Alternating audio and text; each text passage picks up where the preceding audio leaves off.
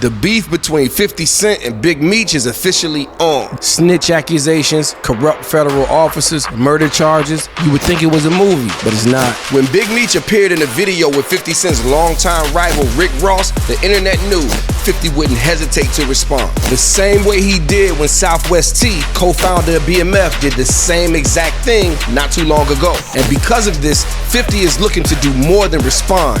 It seems like he's looking to end the name and credibility of Big Meech and possibly all of BMF. 50 Cent decided to respond with an Instagram post hinting at the idea of a documentary focusing on a woman named Tammy Cowins. You may not know who Tammy Cowins is, but she's definitely an important figure in all of this. She's CEO of BMF Entertainment, Big Meech's company. She had power of attorney for Big Meech when he was in jail, and she's one of the executive producers of the BMF series on Starz. So here's where it gets crazy, because Tammy has been accused of working with Big Meech to set up other members of BMF to get his sentence reduced. So it seems to me that 50 Cent is setting up to do an expose documentary on how Big Meech set up other members of BMF to get out of jail early. But how is that possible? Because technically, Big Meech served his entire sentence. Well, let me explain.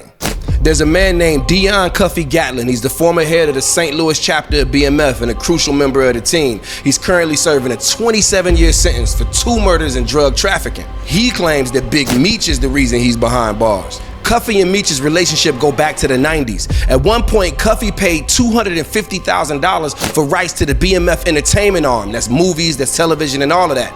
That's when Cuffy and 50 Cent's relationship started. So the question is, where did everything go wrong? Well, Cuffy claims Meech introduced him to Tammy Cowins, who eventually convinced him to buy 100 kilos of cocaine from a source that Meech recommended. Yeah, Meech was still moving coke while he was locked up.